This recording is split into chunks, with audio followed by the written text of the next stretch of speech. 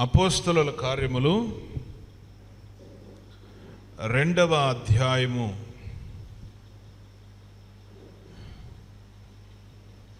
37వ వచనం నుంచి 47వ వచనం వరకు ధ్యానం చేసుకుందాం. అందరూ చదువుతాను, జాగ్రత్తగా వినండి. వారు ఈ మాట విని హృదయములో నొచ్చుకొని, సహోదరులారా, మేమేమి చేతుమని పేతురును కడమ అపోస్తులను అడుగగా, పేతురు, మీరు మారు మనసు పొంది పాప క్షమాపణ నిమిత్తము ప్రతివాడు యేసుక్రీస్తు నామమున బాప్తిస్మం పొందుడి, అప్పుడు మీరు పరిశుద్ధాత్మను వరమును పొందుదురు. విశ్వాస జీవితానికి ఉండవలసినటువంటి మొట్టమొదటి మెట్టు ఇదన్నమాట. మొట్టమొదటి మెట్టు అంటారు దీన్ని. ఒక విశ్వాసకి ఉండవలసిన ఆత్మీయ మెట్టులో మొట్టమొదటిది ఇది. అదేమిటంటే, మారు మనసు పొంది పాప క్షమాపణ నిమిత్తము యేసుక్రీస్తు నామములో బాప్తిస్మం పొంది పరిశుద్ధాత్మను వరమును పొందాలి. మారు మనసు పొందాలి. ఇంతకు ముందున్నటువంటి మనసు ఇప్పుడు ఉండకూడదు. అదే మారు మనసు అంటే. రెండవది, యేసుక్రీస్తు నామములో మనము బాప్తిస్మము తీసుకున్నప్పుడు మన పాపములు సంపూర్ణంగా క్షమించబడ్డవి అనే దానికి గుర్తు అన్నమాట. అది మన పాపములు సంపూర్ణముగా క్షమించబడ్డవి, తీసివేయబడ్డవి అనడానికి సూచన ఏంటంటే బాప్తిస్మం. అందరూ అనండి, బాప్తిస్మం అనండి. హల్లెలూయా. మీరందరూ బాప్తిస్మం పొందినట్లయితే మీ పాపములన్నీ కూడా క్షమించబడిపోయినాయి. అర్థమైందా? బాప్తిస్మం అంటే దాని అర్థమైంది అంటే, నిన్ను నాకు ప్రభువుగా స్వీకరిస్తున్నానయ్యా, నేను నీకు కూతురుగా కొడుకుగా ఉండడానికి నేను ఇష్టపడుతున్నానయ్యా అని మనము తెలియచేయడం, అదే బాప్తిస్మము అంటే. ఓకే, ఎవరైతే లోతైన మారు మనసు పొంది యేసు నామములో బాప్తిస్మం పొందుతారో వారు పరిశుద్ధాత్మను వరమును పొందుతారు. హల్లెలూయా. ఏం వరం అది? పరిశుద్ధాత్మను వరమును పొందుతారు. వారు పరిశుద్ధాత్మ చేత నింపబడతారు. అర్థమైందా? పరిశుద్ధాత్మ చేత మనం నింపబడకపోతే మన ఆత్మీయ జీవితం అనేది పరిశుద్ధంగా జీవించడానికి కుదరదు. ఎందుకంటే ఒక వ్యక్తి తనకు తానుగా నీతిగా యథార్థంగా బ్రతకలేడు. ఒక వ్యక్తి బాప్తిజం తీసుకున్న తర్వాత పరిశుద్ధంగా జీవించాలంటే అతనికి పరిశుద్ధాత్మ దేవుడి యొక్క తోడు అవసరం. కనుక పరిశుద్ధాత్మ దేవుడు కనుక ఒక వ్యక్తికి లేకపోతే ఆ వ్యక్తి దేవునికి ఇష్టడుగా జీవించడానికి కుదరదు. అంచేత అందరూ గుర్తుపెట్టుకోండి, జాగ్రత్తగా వినండి. పరిశుద్ధాత్మ చేత నింపబడాలి. ఓకేనా? ఇది మొదటి మెట్టు. ఒక విశ్వాసికి ఉండవలసిన మొదటి మెట్టు.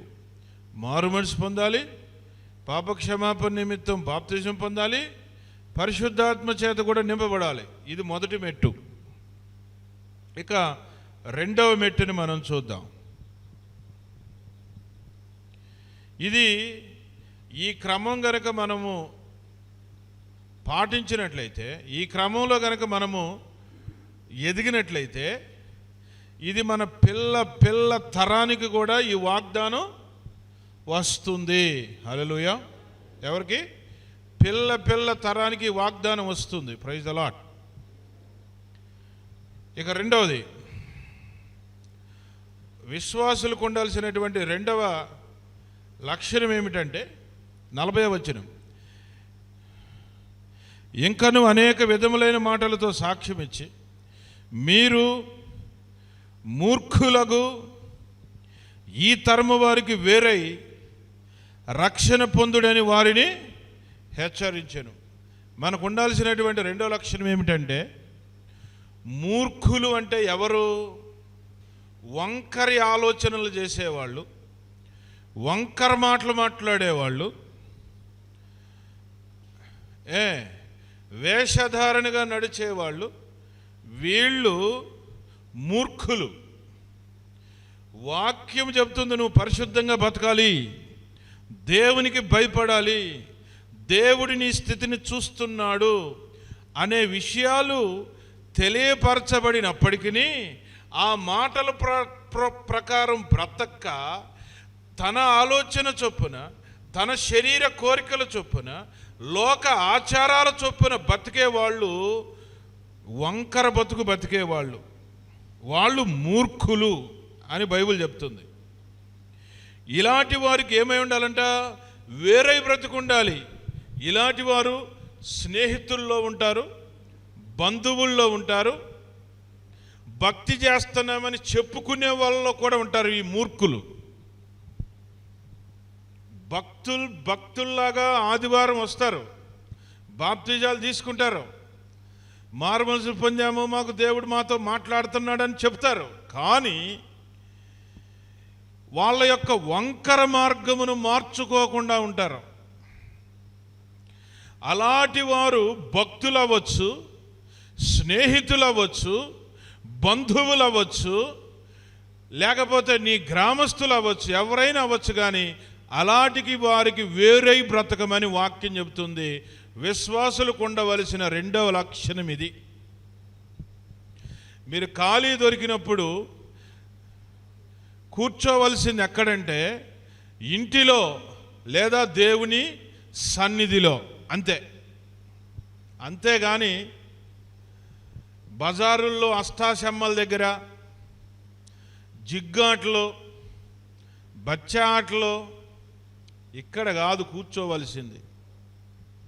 తాగుబోతులు ఉండే దగ్గర కాదు కూర్చోవలసింది. వాక్యము స్పష్టంగా తెలియజేస్తుంది ఏంటంటే, నీవు విశ్వాసివా? అట్లయితే నువ్వు ఒకటి అనుసరించాలి. అదేంటంటే, మూర్ఖులైన ఈ తరం వారికి వేరే బ్రతకాలి. వంకర ఆలోచనలు చేసేవాళ్ళు, వంకర మాటలు మాట్లాడేవాళ్ళు, ఇలాంటి వారికి వేరే బ్రతకమని దేవుడు సెలవిస్తున్నాడు.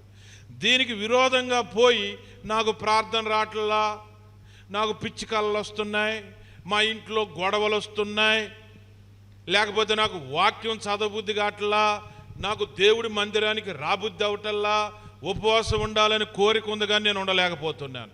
వీటన్నిటికీ కారణము మీకు అర్థమై ఉండాలి. ఎప్పటికీ నీకు ప్రార్థన చేయబుద్ధి కాదు, వాక్యం చదవబుద్ధి కాదు, పాటలు పాడబుద్ధి కాదు, దేవుని స్తుతించబుద్ధి కాదు, దేవునికి భయపడటం అనేది పోతుంది, దేవుని మందిరానికి రాబుద్ధి అవ్వదు, అలాగే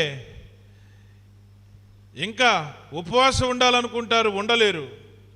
వీటన్నిటికీ గల కారణం ఏమిటంటే, ఈ మూర్ఖులైన వారితో మీరు ఏకీభవించటం వలన వారిలో ఉన్నటువంటి దురాత్మలు మీలోకి వచ్చేసినాయి. అది దాని యొక్క మర్మం. ఎందుకు? వాక్యము ఇటు వెళ్ళమన్నప్పుడు నువ్వు ఇటు వెళ్తే ఏం జరుగుతుంది? ఆత్మీయమైన నష్టం జరుగుతుంది. ఆత్మీయమైన నష్టం జరిగిన తర్వాత భౌతికపరమైన నష్టం కలుగుతుంది. అర్థమవుతుందా? ఆత్మీయమైన నష్టం అంటే ఏంటి? ప్రార్థన చేయబుద్ధి కావటం, వాక్యం చదవబుద్ధి కాకపోవటం, మందిరానికి రాబుద్ధి అవ్వకపోవటం. ఆత్మీయమైన నష్టం అంటే ప్రార్థన చేయబుద్ధి కాకపోవటం, వాక్యం చదవబుద్ధి కాకపోవటం, వాక్యం అంటే విసుగు, ఉపవాసం ఉండబుద్ధి కాకపోవటం, దేవుడి స్వరం వినాలనే ఆశ లేకపోవటం, దేవుడి మందిరానికి వెళ్ళాలని ఆశ లేకపోవటం, ఇవి ఆత్మీయమైన నష్టాలు. ఇవి ఎప్పుడైతే జరుగుతున్నాయో ఆటోమేటిక్గా అపవాదికి అధికారం దొరికి భౌతికపరమైన నష్టాలు కలిగిస్తాడు అపవాది. భౌతికపరమైన అంటే ఆర్థికంగా, ఆరోగ్యపరంగా, భార్యాభర్తల మధ్య సంతోషపరంగా, బిడ్డలకు తల్లిదండ్రులకు మధ్య సమాధానపరంగా నష్టాలు వస్తాయి. అందుకని తాగుబోతులతో, వ్యభిచారులతో,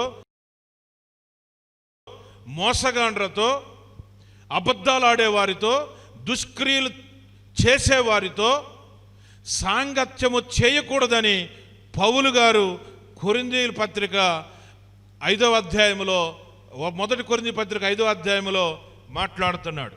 చూడండి ఒకసారి అక్కడ. ఎందుకు ప్రార్థన అంటే ఆసక్తి తగ్గిపోయింది? ఎందుకు ఉపవాసాలు ఉండలేకపోతున్నారు? ఎందుకు అపవాదికి మన మీద అవకాశం దొరికింది? ఎందుకు కుటుంబాలు పగిలిపోతున్నాయి? ఎందుకు అన్నీ కూడా మరి మనం అనుకున్నట్టుగా మేళ్ళు జరగట్లేదు అంటే ఒకసారి చూడండి. మొదటి కొరింథీయులు రాసిన పత్రిక 5వ అధ్యాయము 11వ వచనం. ఇప్పుడైతే సహోదరుడు అనబడిన వాడెవడైనను, సహోదరుడు అంటే మారు మనసు పొంది పాపక్షమాపణ నిమిత్తం బాప్తిజం పొంది పరిశుద్ధాత్మ చేత నింపబడిన వాడు సహోదరుడు. ఈ సహోదరుడు అనేటటువంటి వాడు ఎవడైనా సరే జారుడు కానీ, జారుడు అంటే భార్య ఉండగా మరొకరితో పాపము చేసేవాడిని జారుడు అంటారు. జారుడు కానీ, లోభి కానీ, లోభి అంటే పిసినారి. 4వది తిట్టుబోతు. అర్థమవుతుందా? మగవాళ్ళు అయ్యా, అర్థమవుతుందా? ఎవరితో స్నేహం చేయాలి, ఎవరితో కలిసి ఉండాలి దేవుని బిడ్డలు అనేది స్పష్టంగా దేవుడు చెప్తున్నాడు. ఎవరితో? వ్యభిచారితో, భార్య ఉండగా పరాయి స్త్రీతో సంబంధం కలిగి ఉన్నవాడితో నీవు స్నేహం చేయకూడదని చెప్తుంది బైబిలు. 2వది పిసినారితనంగా ఉండేవాడితో స్నేహం ఉండొద్దని చెప్తుంది. 3వది విగ్రహారాధన చేసేవాడితో స్నేహంగా ఉండొద్దు అంటుంది. 4వది తిట్టుబోతు. కానీ నోరు తెరిస్తే బూతులు వస్తాయి కొంతమందికి. చిన్న విషయానికి కూడా ఎట్లుంటారంటే పాము పడగ విప్పినట్టు విప్పుతూ ఉంటారు. ఇలాంటి వారు భక్తుల్లో ఉన్నారు, బయట ఉన్నారు. అలాంటి వారు భక్తుల్లో ఉన్నప్పటికీ కూడా వాళ్ళను కూడా దూరంగా పెట్టమంటుంది బైబిల్. అర్థమవుతుందా? తర్వాత త్రాగుబోతు, తర్వాత దోచుకొనివాడు కానీ అయ్యున్న ఎడల అట్టివానితో సాంగత్యము చేయకూడదు, భుజింపను కూడదు అని వ్రాయబడి ఉన్నది. స్నేహం చేయటమే కాదు, అలాంటి వారితో కలిసి భోజనం కూడా చేయకూడదని పౌలు భక్తుడు తెలియజేస్తున్నాడు విశ్వాస సమాజానికి. దీన్ని బట్టి మరి మన ఆత్మీయ జీవితము ఎలా ఉందనేది మీరే నిర్ధారించుకోవచ్చు. మీ ఆత్మీయ జీవితం శక్తివంతంగా ఉండాలి. విడిచిన రోగం మిమ్మల్ని ముట్టకుండా ఉండాలి. మీ ఇంటిలో శాంతి సమాధానం ఉండాలి. భార్య బిడ్డలు సమస్తం ఆనందంగా ఆత్మీయంగా ఉండాలంటే ఇంటి యజమానుడు అనేవాడు ఒళ్ళు దగ్గర పెట్టుకొని బతకాలి. ఇంటి యజమానురాలు ఒళ్ళు దగ్గర పెట్టుకొని బతకాలి. దేవుని మాటలను ఇటు విని ఇటు విడిచిపెట్టినట్లయితే దేవుని వాక్యానికి నీవు ఎదురు తిరిగిన వ్యక్తి అవుతావు. తద్వారా దేవుని యొద్ద నుండి వచ్చు ఆశీర్వాదములను మనం కోల్పోతాం. ఆశీర్వాదాలు కోల్పోయినప్పుడు ఏం జరుగుతుంది? అపవాది వస్తాడు. అపవాది ఏం చేస్తాడు? చూడకూడనివి చూడంటాడు, చేయకూడనివి చెయ్యి అంటాడు, ఉండకూడని చోట పోయి కూర్చో పర్వాలేదంటాడు. అర్థమవుతుందా? నిన్ను నేను దీవించాలి అనేది నా ఆశ. నిన్ను నేను అన్ని విషయాల్లో వర్ధిల్లేటట్టు చెయ్యాలి అది నా ఆశ.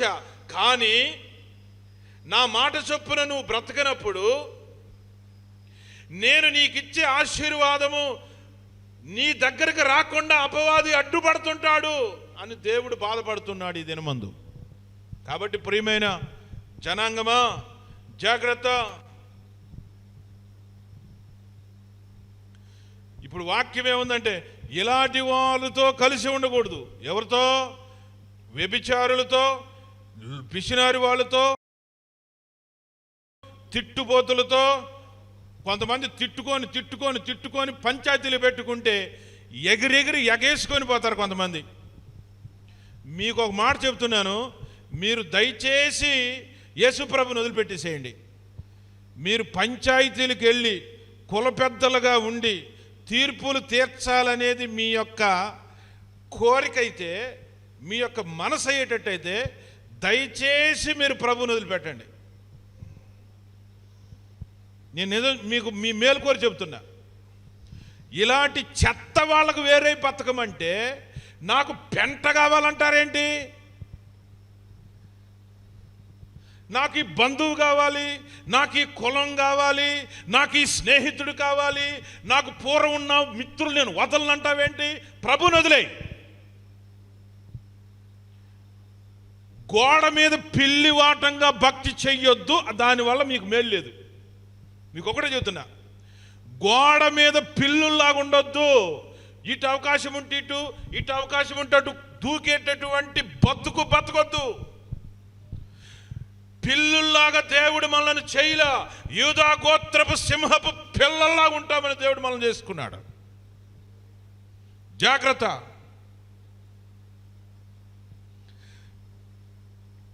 దేవుని వాక్యానికి మనం విరోధంగా వెళ్ళకూడదు.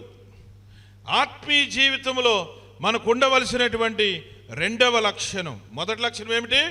మారు మనసు పొందాలి, పాపక్షమాపణ నిమిత్తం బాప్తిసం పొందాలి. మూడవది ప్రభువు పరిశుద్ధాత్మ చేత నింపబడాలి. ఇది దేవుని బిడ్డకు ఉండాల్సినటువంటి మొదటి లక్షణం. మీరు దేవుని ఆత్మ చేత నింపబడ్డారా లేదో ఒకసారి చూసుకోండి. మీరు దేవుని ఆత్మ చేత నింపబడితే ఇలాంటి వాటి దగ్గరికి అసలు పోరు. మీరు ప్రభు మిమ్మల్ని పోనివ్వడు. మీరు పోతున్నారు అంటే పరిశుద్ధాత్మ దేవుని కంట్రోల్లో మీరు లేరు అని అర్థమవుతుందా? పరిశుద్ధాత్మ దేవుని కంట్రోల్లో లేరు. ఇప్పుడు ఇది నా వస్తువు కాదు, కానీ ఈ పువ్వు నేను కోసుకోవాలనుకుంటున్నప్పుడు పరిశుద్ధాత్మ దేవుడు నాలో ఉంటే ఈ పువ్వుని కొయ్యనివ్వడు. అర్థమైందా? ఈ వ్యక్తి నా స్నేహితుడు అనుకోండి. ఈ స్నేహితుడిని దేవుడు నన్ను అన్యాయం చేయనీడు, ఒక్క రూపాయి విషయంలో కూడా మోసం చేయనీడు. ఆ పరిశుద్ధాత్మ దేవుడు నాలో ఉండి అడ్డపడతాడు. ఆ రూపాయి శపితకృతమైనది, ఆ మోసం చేయకూడదని అడ్డం పడతాడు. ఇలాగ మీరు చేస్తున్నప్పుడు పరిశుద్ధాత్మ దేవుడు అడ్డం పట్టలేదంటే మీరు దేవునికి చాలా దూరస్తులైపోయారని గుర్తుంచుకోండి. దేవునికి చాలా చాలా దూరస్తులైపోయారు. అయితే ఇప్పుడు ఏం చేయాలి? పరిశుద్ధాత్మ చేత నింపబడాలి. అల్లరితో కూడినటువంటి ఆటపాటలు,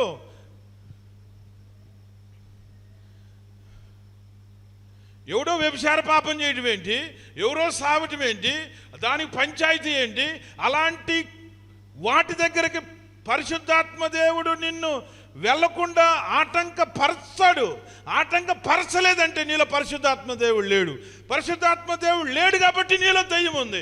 నీలో దయ్యం ఉంది కాబట్టి నీలో రోగం పోదు. నీలో దయ్యం ఉంది కాబట్టి ఆర్థిక సమస్యలు వస్తాయి. నీలో దయ్యం ఉంది కాబట్టి ఎలా ఉంటుందంటే ఎంత ఎడు చూసినా ఎడారి బ్రతుకుతుంది. అర్థమవుతుందా? రెండవది ఏంటంటే మోసము ద్వారా మనం సంపాదించేటప్పుడు డబ్బు పోగవుతుంటుంది, మనకు బాగానే ఉంటుంది, ఆనందంగా ఉంటుంది. ఒకానొక రోజున చరణకోల తీసే రోజు వస్తుంది. ఆ రోజున చాలా ఇబ్బంది పడాల్సి వస్తుంది. కాబట్టి నువ్వు వ్యభిచారం చేయకుండా, అబద్ధం ఆడకుండా, బూతులు ఆడకుండా, పొరుగువాడివి ఆశించకుండా, అపవిత్రమైన స్థలాల్లో నువ్వు అడుగు పెట్టకుండా, అన్యాయకరమైనటువంటి జీవితాన్ని జీవించకుండా, పొరుగువాడి మీద నిందలు మోపకుండా నిన్ను పరిశుద్ధాత్మ దేవుడు కంట్రోల్ చేయటం లేదు అంటే నీలో పరిశుద్ధాత్మ దేవుడు లేడు. నీలో పరిశుద్ధాత్మ దేవుడు కనుక ఉంటే ఇలాంటి విగ్రహారాధికుల దగ్గరికి, వ్యభిచార పాపం చేసే వాళ్ళ పక్కకి, పిసినారు వాళ్ళ దగ్గరికి, దూషించే వాళ్ళ దగ్గరికి, తాగుబోతుల దగ్గరికి, దోచుకునే వాళ్ళ దగ్గరికి నువ్వు పోవు. నువ్వు పోయావు అంటే నీలో పరిశుద్ధాత్మ దేవుడు లేడు. ఆయన ఉంటే నిన్ను వెళ్ళనివ్వడు. అర్థమైంది? ఇప్పుడు క్లారిటీ వచ్చిందా లేదా? ఎంతమందికి ఇది అర్థమైంది? చేతులు ఎత్తండి. అర్థమైందా లేదా? అర్థమైంది. ఓకే. మరి అర్థమైంది, ఏం చేద్దాం? వ్యర్థం చేద్దామా? అన్వయించుకుందామా? ఏం చేద్దాం? చెప్పండి, నోటితో చెప్పండి. ఏం చేద్దాం? వాక్య ప్రకారంగా బ్రతికితే దీవిస్తానంటున్నాడు దేవుడు. వాక్య ప్రకారంగా బ్రతికి నన్ను శోధించంటున్నాడు దేవుడు. వాక్య ప్రకారంగా బ్రతుకు, ఊహించని, నీ కంటికి కనబడని, హృదయమునకు గోచరము కాని అద్భుతములు చూస్తారు మీరు అంటున్నాడు దేవుడు. మిమ్మల్ని తలగా చేస్తానంటున్నాడు దేవుడు. అంత గొప్ప ఆశీర్వాదములను మనం పొందుకోకుండా ఇంకా కులము, పీసు, నిమ్మ, గడ్డి అని పోయి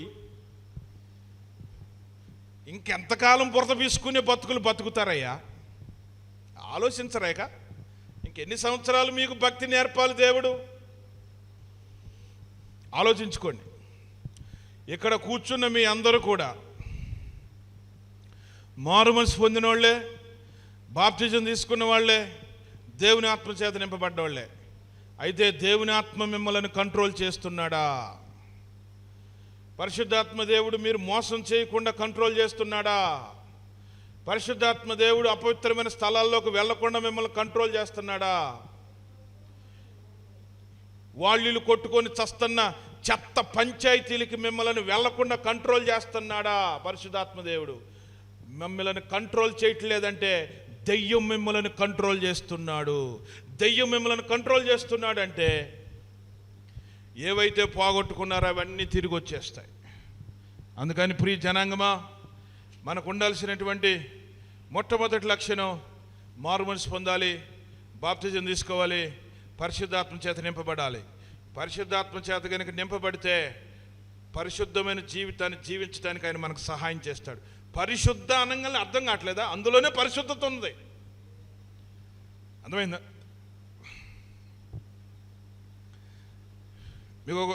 మీకు అర్థం కావటానికి, అసలు మీ చదువుకొని వాళ్ళకి అర్థం కావడానికి ఒక సింపుల్ ఒకటి చెప్తా వినండి.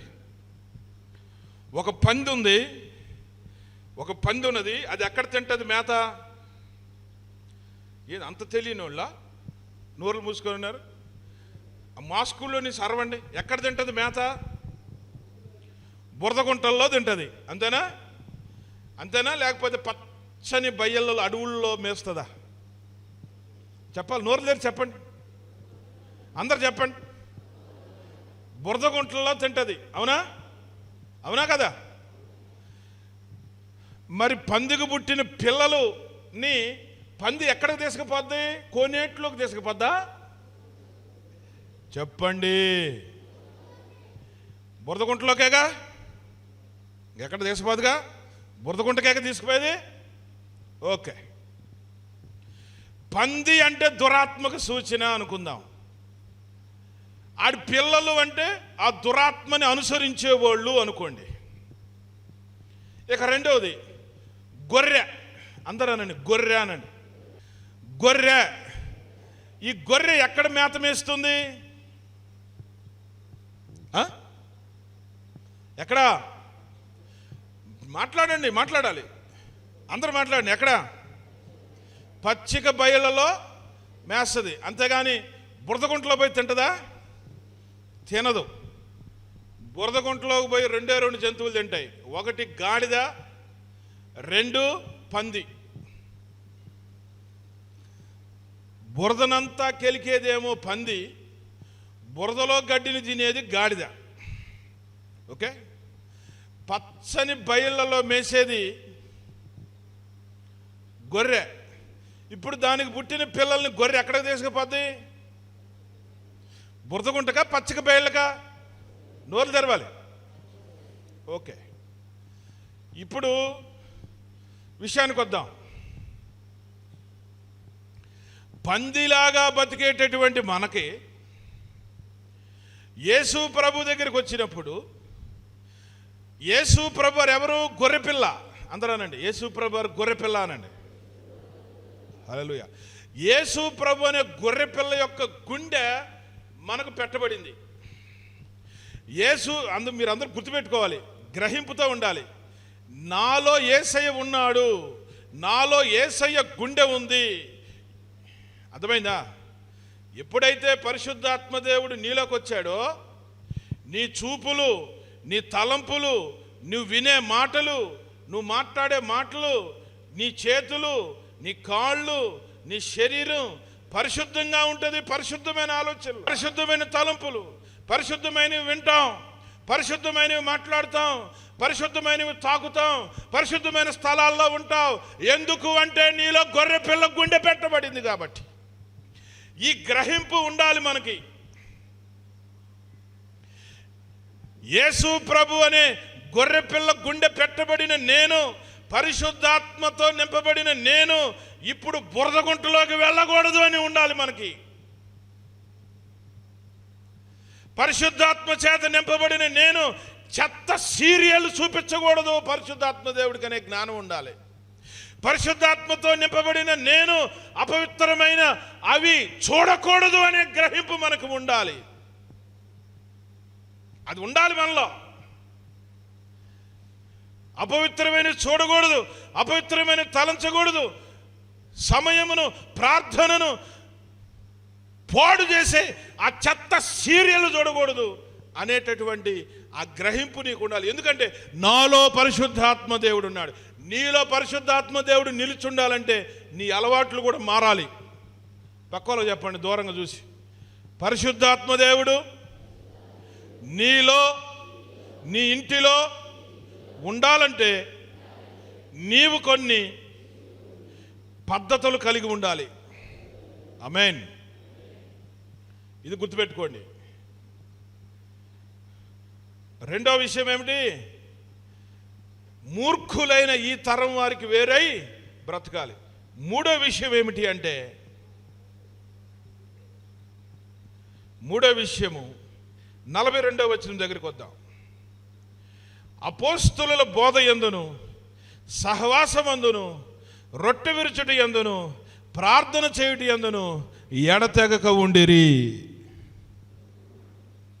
ఏమై ఉన్నారంటే వీళ్ళు? అపోస్తుల బోధ యందును అంటే ఏ వాక్యాన్ని అయితే విని మీరు రక్షించబడ్డారో వారి నోట నుండి వచ్చు వాక్యము వినడానికి ఆశపడి ఉంటారు. చెప్తున్నాను వినండి, మీరు నిజమైన విశ్వాసులైతే ఉండవలసిన మొట్టమొదటి క్రియ మారు మనసు పొందాలి, బాప్తిజం తీసుకోవాలి, పరిశుద్ధాత్మ చేత నింపబడాలి. రెండవది విషయం ఏంటంటే, మూర్ఖులైన ఈ తరం వారికి, వ్యభిచారులకి, లోబులకి, విగ్రహారాధికులకి, దోచుకుని వారికి, త్రాగుబోతులకు, తిట్టుబోతులకు దూరంగా బతకాలి.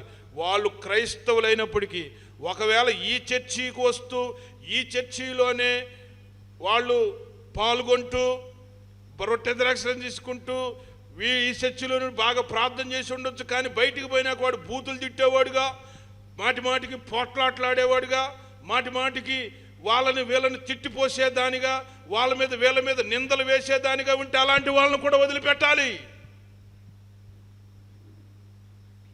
అది బంధువుడు, స్నేహితుడు, ఆత్మీయుడు ఎవడైనా కావచ్చు కాక, సరైన భక్తిలో వారు ఉండకపోతే వాళ్ళని వదిలిపెట్టమంది వాక్యం. అలాంటి వారితో కలిసి ఉండొద్దు అంటుంది, అలాంటి వారితో కలిసి భోజనం చేయొద్దు అంటుంది. మూడో విషయం ఏమిటి అంటే, అపోస్తుల బోధ యందును మీకు రక్షణ మార్గాన్ని వైపుకు నడిపించిన ఆ దైవజనుడి యొక్క నోట నుండి వచ్చు దేవుని మాటలను వినడానికి ఆశ కలిగి ఉండాలి. తర్వాత ఏముండాలో తెలుసా? సహవాసము కలిగి ఉండాలి. సహవాసం అంటే ఆత్మీయమైన వారితో కలిసి ఉండాలి. మూడోది ఏంటంటే రొట్టె విరుచుట యందును అంటే దేవుని యొక్క శరీరాన్ని మనం విరవాలి. నాలుగోది ఏంటంటే ప్రార్థన చేయుట యందును ఎడతెగక ఉండాలి. హల్లెలూయా. ప్రార్థన చేయుట యందు ఎడతెగక ఉండాలి. ఎన్ని గంటలు చేశారు ప్రార్థన చెప్పండి?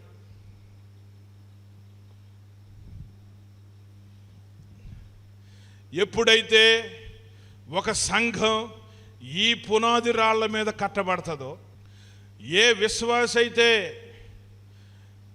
పరిశుద్ధాత్మ చేత నింపబడతాడో, ఏ విశ్వాస అయితే మూర్ఖులైన ఈ తరానికి వేరై ఉంటాడో, ఏ విశ్వాస అయితే అపోస్తలుల బోధ యందును, సహవాసమందును, రొట్టె విరుచుటి యందును, ఎడతెగక ప్రార్థన చేయుటి యందును జీవిస్తారో, ఆ విశ్వాసి జీవితంలో అద్భుతాలు జరుగుతాయి, ఆ విశ్వాసి ఇంట్లో అద్భుతాలు జరుగుతాయి, ఆ విశ్వాసి ఉన్న సంఘంలో అద్భుతాలు జరుగుతాయి.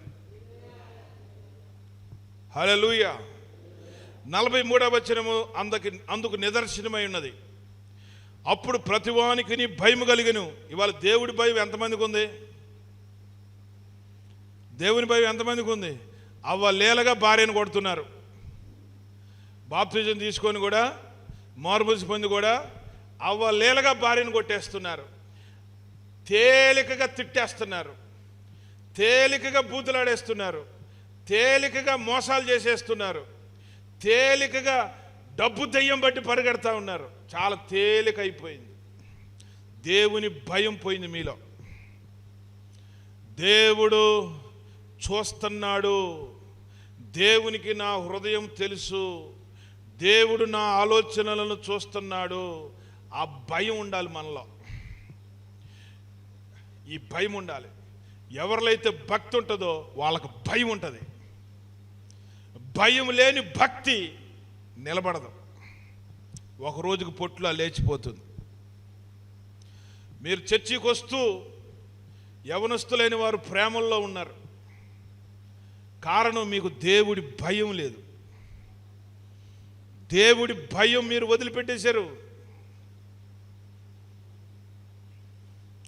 ప్రేమలు అమ్మాయిలు బళ్ళ మీద ఎక్కించుకుపోవడం, యవనస్తురాళ్ళు ఎక్కువ సమయం ఫోనుల్లో గడపడం, శరీరాలను అపవిత్రం చేసుకోవడం. దీనికి అంతటి కారణం ఏంటంటే మీరు పరిశుద్ధాత్మ దేవుని కంట్రోల్లో లేరు. రెండోది భయం లేదు, మీకు దేవుడు చూస్తున్నాడని భయం లేదు. జాగ్రత్త, భయం ఉండాలి. ఈ భయం ఎప్పుడైతే వస్తుందో నీలోకి మహత్కార్యాలు వస్తాయి, మీ ద్వారా సూచక్రియలు జరుగుతాయి, మీకు వాక్యం బోధిస్తున్న దైవజనులు గొప్పగా వాడబడతారు.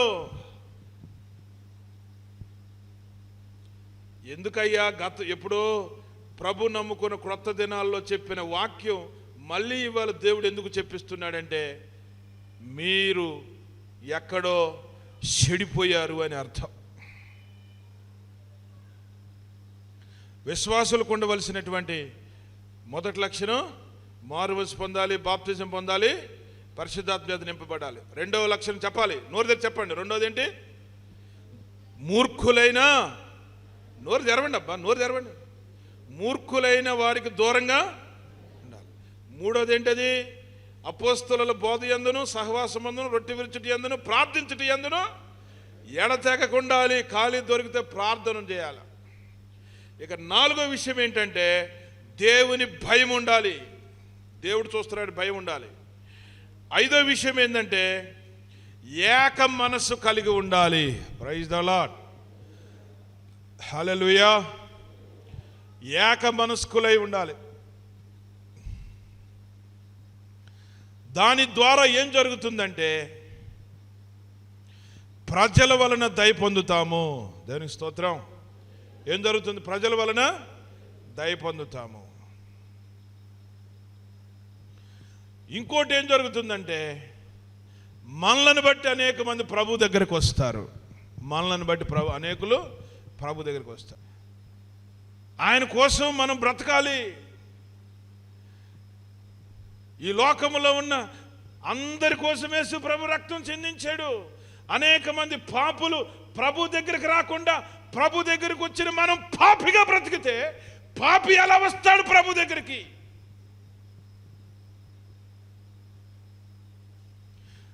అబద్ధాలు ఆడేవాడు, మోసం చేసేవాడు, కళ్ళబొల్లి కబుర్లు చెప్పేవాడు ప్రభులోకి రావాలంటే ప్రభు నెరిగిన వాడు ఎలా బ్రతకాలి? వాళ్ళ ముందు కలిగి బ్రతకాలి. ప్రభు కోసం మనం బ్రతకాలి. ప్రభు మనలో ఉన్నాడు, ఆయన ఆనందించాలి. దేవుని ఆత్మ దుఃఖపడుతున్నాడు. పరిశుద్ధాత్మ దేవుడు మనలో ఉండి దుఃఖపడుతున్నాడు. వీరికి బదులుగా మరొకరిని రక్షించున్నట్టయితే ఎంతమందికి మాదిరిగా ఉండే వాళ్ళని దుఃఖపడుతున్నాడు దేవుడు. ఈ గ్రామానికి బదులుగా మరొక గ్రామంలో ఈ జాన్విసులను నిలబెడితే ఎంతమంది సరిగా భక్తి నేర్చుకునే వాళ్ళని దుఃఖపడుతున్నాడు దేవుడు. నిజం చెప్తున్నాను. ఇదే చదువుకున్న జాన్విసులని ఏ విజయవాడ పట్టణంలోనే పెడితే రోషము కలిగి బతికే వాళ్ళని లేవనెత్తుకునేవాడు దేవుడు.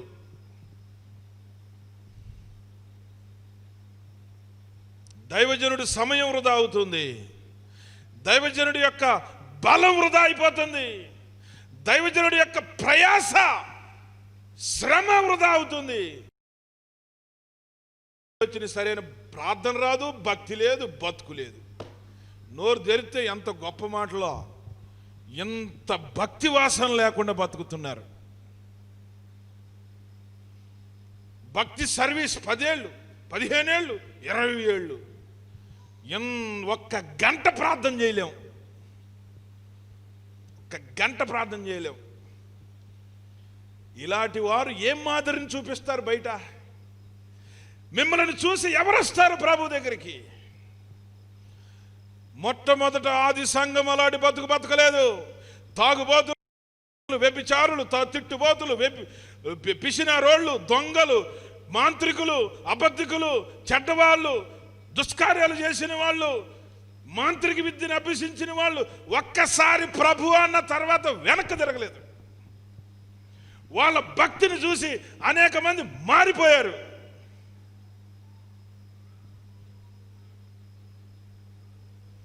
విశ్వాసకు ఉండాల్సినటువంటి 5వ లక్షణం ఏంటంటే మాదిరి కలిగి బ్రతకాలి ఇతరుల ఎదుట.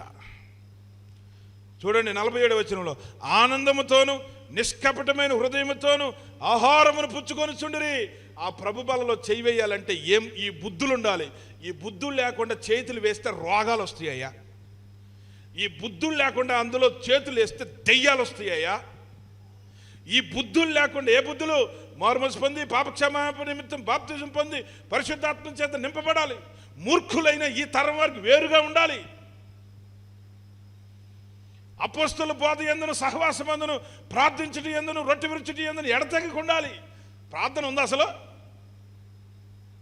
రక్షించబడ్డామని పేరే కానీ, నీళ్ళలో మునిగామని పేరే కానీ ప్రార్థన ఉందా? ఈ ప్రార్థన లేకుండా, ఇప్పుడు 3 లక్షలు చెప్పా, ఇది లేకుండా, 4వది దేవుడి భయం లేకుండా, 5వది ఏకాత్మ లేకుండా, 6వది మాదిరి లేకుండా బ్రతుకుతూ అందులో చెయ్యి వేస్తే రోగాలు వస్తాయి. రోగాలు వస్తాయి. వచ్చిన రోగాలు తగ్గవు. చర్చికి వస్తానని పేరే కానీ పొడిపించుకుంటా ఉండాలి. ఇండిషియల్ మీద ఇండిషియల్. ఆర్ఎంపీ డాక్టర్లు పుట్టుకోకడు చెట్టుకోకడు పుట్టుకొచ్చారు కదా. పిలవటం పొడిపించుకోవటం. ఈ బుద్ధులు కావాలి మనకి. ఈ లక్షణాలు కావాలి. నీ పద్ధతి చూసినప్పుడు నీతో పాటు తాగినటువంటి వాడు చర్చికి రావాలనిపించాలయ్యా. ఓ మొక్కలో చెప్పాలంటే, మీ బంధువులు, నీ చుట్టుపక్కల ఉన్న వాళ్ళు ప్రభు దగ్గరికి మేము వెళ్ళాలి, వెళ్తే మా బతుకులు బాగుపడతాయి, మా జీవితాలు బాగుపడతాయి, మా అలవాట్లు తీసివేయబడతాయి, మేము కూడా పరిశుద్ధులుగా మారుతామనే గ్రహింపు కలగాలయ్యా మీ చుట్టుపక్కల వారికి. అట్లున్నారా? గుండెల మీద చేసుకొని పరీక్షించుకోండి. మీరు పనిచేసే దగ్గర ఎంత అక్రమంగా, అన్యాయంగా ఉన్నారో నాకు తెలుసు. మొత్తం తెలుసు మీ గురించి. మీకేంటంటే పెంకు మారింది కానీ మీ బుర్ర మారలా. పీత ఎప్పుడు చూసినా ఇట్టెట్ట కానీ పోద్దు కానీ ఎట్టెట్ట పోదు. పీత బుర్రలే తప్ప క్రీస్తు బుర్ర పెట్టబడాలని ప్రార్థన చేసుకోండి. యేసుక్రీస్తు గుండె పెట్టబడాలి. యేసుక్రీస్తు గుండె నాలోకి వచ్చింది కనుక నేను సరిగా ఉండాలి. యేసుక్రీస్తు ఆత్మ నాలోకి వచ్చాడు కనుక నేను సీరియల్ చూడకూడదు, సినిమాలు చూడకూడదు, అబద్ధములు ఆడకూడదు, పనికి మాలినోళ్ళతో నేను కలిసి మెలిసి తిరగకూడదు. అది నా ఆత్మీయ జీవితాన్ని, నా కుటుంబంలో ఉన్న ఆత్మీయ జీవితాన్ని పాడు చేస్తుంది. ఆ గ్రహింపుతో బ్రతుకుతారయ్యా. ఈ గ్రహింపు లేకుండా బలలో చేయి వేయకూడదు. మీకు బాగా అలవాటైనట్టుంది. చాలా తప్పది. లోతుగా హృదయాలను సరి చేసుకోవాలి. ఇవి తీసుకుంటానే పంచాయతీలకు పోతారా మీరు? ఇవి తీసుకుంటానే పంచాయతీలకు పోతారా? శిక్ష వస్తుంది. వాక్యం అది. నాకు కులమే కావాలి, ఆ నీస్కంపే కావాలంటే ప్రభుని వదిలిపెట్టేయండి. లేదు మా జీవితాలు బాగుపడాలని మీరు అనుకుంటే నీస్కంపును వదిలేయండి. ఏదో ఒకటే చేయండి, కానీ రెండు చేయమాకండి. మనలను చూసినప్పుడు మనుషులకు ఏం కలగాలో తెలుసా? ప్రేమ కలగాలి. మనలో ప్రభువుని చూడాలి. మనలో ప్రభువుని చూడాలి. మనలో పరిశుద్ధతని చూడాలి. దేవుడు చాలా దుఃఖపడుతున్నాడు మీ విషయాల్లో. ప్రార్థన అనే కళ పోయింది. దేవునికి భయపడటం పోయింది. ఇప్పుడు చెప్పబడిన వాక్య ప్రకారంగా మీరు లేరు కాబట్టి దేవుడి మాటలు చెప్పించాడు మీకు. నేను ఇక్కడికి వచ్చేటప్పుడు శూన్యంతో వచ్చా. శూన్యం అంటే ఏంటి? నా బుర్రలో ఏం చెప్పాలో తెలియకుండా వచ్చి ఇక్కడ నిలబడి బైబిల్ తెరిచా. ఇంట్లో ప్రార్థన చేశాను, ప్రభా వాళ్ళకి ఏం కావాలో అది నువ్వే మాట్లాడుకో అని ఇక్కడికి వచ్చా. కాబట్టి ఇక్కడ 6 లక్షణాలు చెప్పాడు. ఆ 6 లక్షణాలు భక్తి జీవితానికి చాలా చాలా ప్రాముఖ్యమైనవి. అవి చేస్తే ప్రభు మనతో కొనసాగుతారు. ప్రభు మనకు తోడుంటాడు. మనం చేసే పనిలో ఫలం ఉంటుంది. ఆమేన్. మనం చేసే పనిలో ఫలం ఉంటుంది. ఆదికాండం 37వ అధ్యాయము 39వ అధ్యాయం వైపుకు పోతే, యెహోవా యోసేపుకు తోడై ఉండెను గనుక అతడు చేయనిదంతయు సఫలమాయెను. యెహోవా యాకోబుకు తోడై ఉండెను గనుక యాకోబు అనేక జనాంగముగా ఆశీర్వదించబడెను. యెహోవా మోషేకు తోడై ఉండెను గనుక మోషే గొప్ప నాయకుడయ్యను. ఈ రకంగా బైబిల్లో దేవుడు తోడుగా ఉన్నటువంటి వాళ్ళు గొప్పగా దీవించబడ్డారు. దేవుడు మనకు తోడుగా ఉండాలంటే మనకి 6 లక్షణాలు ఉండాలి. ఏంటి 6 లక్షణాలు? మరొకసారి చెప్తాను, జాగ్రత్తగా వినండి. మొట్టమొదటిది మారుమనసు పొంది బాప్తిసం పొంది పరిశుద్ధాత్మతో నింపబడాలి. రెండవది మూర్ఖులైన ఈ తరం వారికి, మూర్ఖులంటే ఎవరు? తాగుబోతులు, వ్యభిచారులు, తిట్టుబోతులు, దోచుకుని వారు, విగ్రహారాధికులు, పిసినారు కలిగిన వాళ్ళు, ఇలాంటి వారికి వేరై ఉండాలి. మూడవది ఏంటంటే అపోస్తలుల బోధ యందును, అంటే దేవుని వాక్యం వినడానికి ఆశ ఉండాలి. ఈ 6 లక్షణాలు కనుక మీరు కలిగి ఉంటే మిమ్మల్ని దీవించాలనుకుంటున్నాడు. మీకు తోడై ఉండి మీరు చేసే పని అంతా ఫలించాలని చేస్తున్నాడు. అందుకు ఈ మాటలు దేవుడు మీకు చెప్పించాడు. ఆమేన్. కాబట్టి అపోస్తలుల బోధ యందును, సహవాసము, రొట్టె విరుచుట యందును, ఎడతెగక ప్రార్థన చేయుట యందును మనం ఉంటాము. 4వది దేవుడి భయం ఉండాలి. 5వది వచ్చిన వాళ్ళకి ఏకాత్మ ఉండాలి. మీది ఆ కులం, మాది ఈ కులం, ఎదుటోళ్ళు ఆ తప్పు చూసి ఈ తప్పు చూసి తిట్టుకుంటూ ఉండకూడదు. అర్థమైందా? ఏకాత్మ ఉండాలి. 6వది వచ్చేసరికి మాదిరి కలిగి ఉండాలి. ఇతరులకి మాదిరి కలిగి ఉండాలి. ఈ 6 లక్షణాలు ఏ విశ్వాస అయితే కలిగి ఉంటాడో వాళ్ళు చేయు పని సఫలమవుతుంది. వాళ్లకు దేవుడు తోడుగా ఉంటాడు. వారి కుటుంబం క్షేమంగా ఉంటుంది. వారి భార్యాభర్తలు సుఖంగా ఉంటారు. వారి ఇంటికి ఏ తెగులు సమీపించదు. వారి ఇంటికి ఏ అపవాది వేసిన అగ్ని బాణాలు తగలవు. యేసు క్రీస్తు ప్రభు ఆ ఇంటికి కాపలాగా ఉంటాడు. ఒకవేళ రోగం వచ్చినా యేసయ్య గాయాల ఇంటిని స్వస్థపరుస్తాయి. ప్రార్థన చేసుకుందాం. తండ్రి, మీకు వందనాలయ్యా. నీ యొక్క చిత్తములో మేము ఉన్నాము గనుక మీకు వందనాలు. ఈ దినమందు మీరు మమ్ములను ప్రేమించారు గనుక మీ మాటలు మాకు అందించారు. మీకు స్తోత్రమయ్యా. యేసయ్యా, చెప్పబడిన మాటల ప్రకారముగా నేను బతకలేదయ్యా, నన్ను క్షమించు నాయనా. యేసయ్యా, మూర్ఖులతో సహవాసం చేశాను, అపవిత్రమైన వారితో సహవాసం చేశాను.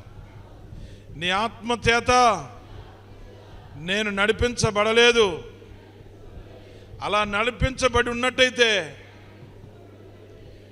ప్రార్థన చేసేవాళ్ళం, ఎడతెగక ప్రార్థన కలిగి ఉండేవాళ్ళం, నీ వాక్యం వినేవాళ్ళం, రొట్టెను విరిచేవాళ్ళం, సహవాసాన్ని కలిగి ఉండేవాళ్ళం.